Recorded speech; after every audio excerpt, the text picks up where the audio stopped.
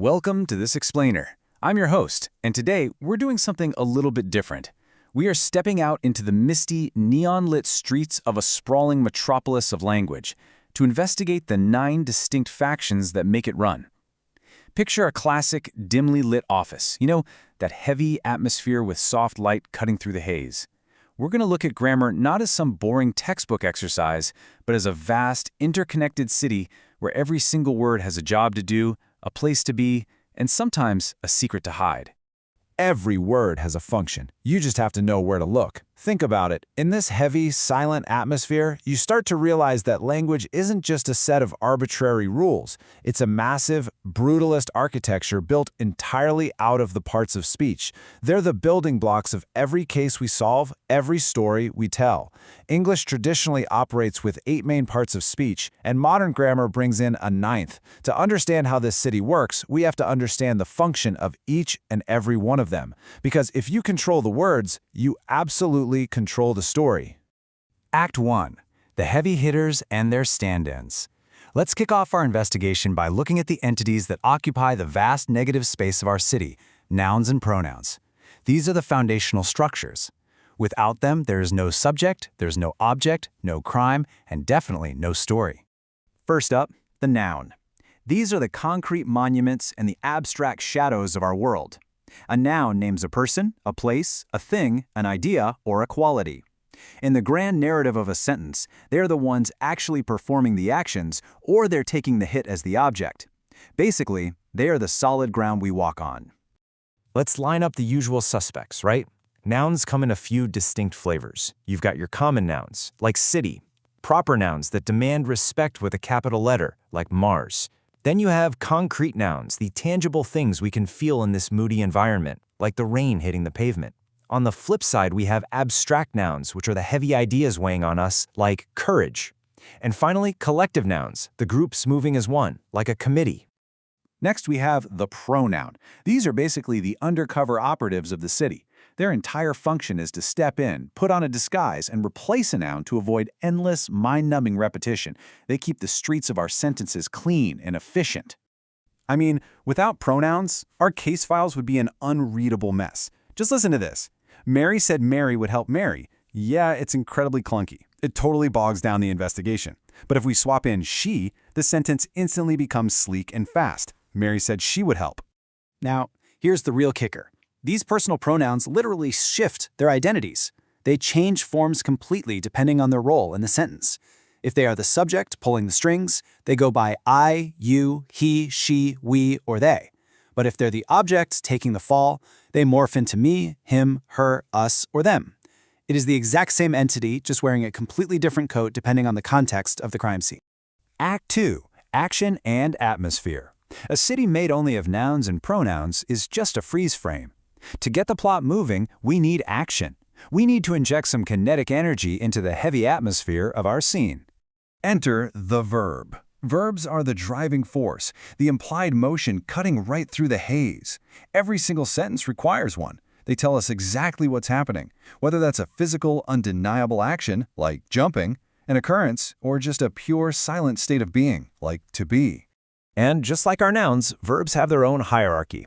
We have the main actors carrying the plot, like writes. We have auxiliary, or helping verbs, working in the background to set the time, like is running or has finished. And then we have the modals, words like can, should, and must. These guys enforce strict obligations on the citizens. When a modal walks into a sentence, the mood instantly changes. Now, to give our city its film noir aesthetics, we rely on the adjective. Adjectives describe or modify a noun or pronoun. They answer the really critical investigative questions like which one, what kind, or how many.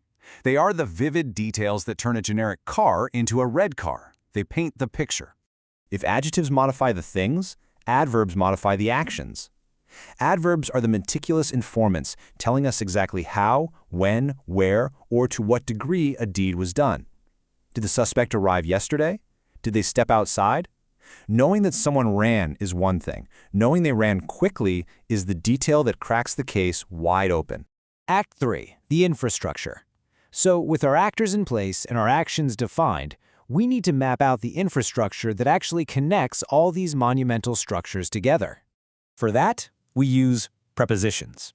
Prepositions show the precise relationships of space, time, and direction. They tell us exactly where the evidence is hidden. Is it in the room? Under the table? Did it happen during the night? They give us the crucial coordinates for our investigation. Next up, conjunctions. These are the street-level fixers connecting the city blocks. We have coordinating conjunctions, the fanboys. For, and, nor, but, or, yet, so. They link equal parts. Subordinating conjunctions, words like because or although, handle the shadowy dependent clauses. And correlative conjunctions work in pairs, like either or, forcing the narrative into a choice. And every now and then, the quiet hum of the city is shattered by an interjection. Wow! Oh! Alas! Ouch! These express sudden, unfiltered emotion, standing completely independent of the grammatical structure around them. And in my line of work, sudden emotion almost always means trouble. Finally, the ninth faction, determiners. Modern grammar recognizes these as a distinct, vital category. These are the words that introduce or limit nouns, the articles like a, an, and the numbers, and the possessives. They shine a harsh, undeniable spotlight on a very specific target. It's not just a book, it's my book. Act 4. The double agents. We've got our 9 factions, but words in this city can be deceptive, and it's time we talk about the ones playing both sides. The central mystery for any detective of language is this. Can a single word play multiple sides depending on the context of the street? The answer is an absolute, emphatic yes. The exact same word can serve entirely different grammatical functions based purely on where it's standing. Let's review the evidence file on this. Take the word light. It can be a noun, as in turn on the light. It can be an adjective, a light bag, or it can be a verb, light the candle. Look at book. It's a noun you read, but it's also a verb when you reserve a ticket. These words seamlessly change their allegiance to fit the situation. You can literally never assume a word's identity until you see it in action. Act 5. The Master Puzzle. Here we are, the climax of our explainer. It's time to put all these factions together to solve one massive, complex case. Listen to this sentence hanging in the heavy air like a cryptic message waiting to be decoded. The young teacher quickly gave the students their homework after class because they needed practice. At first glance, it's just a string of text, but with our detective's eye, we can clearly see the hidden architecture. Let's break it down operative by operative. Thus sets the stage as our determiner for the young, that's an adjective, teacher, our noun. Quickly gave pairs our adverb and action verb. Who took the hit? The students, our noun receiving their homework. When did it happen? After class, thanks to our preposition leading to a noun. Because is the conjunction connecting us to the motive. They, the pronoun, needed, the verb, practice, the final noun. Every single word has a designated, undeniable function. Every word has a backstory, and every single one has a purpose. Now that you have the blueprints to this immense cinematic city of language and you know the usual suspects in and out, the real question is, how will you build your city? What will you write next? Thank you so much for walking the misty streets with me today in this explainer. Keep investigating, and I'll catch you on the next one.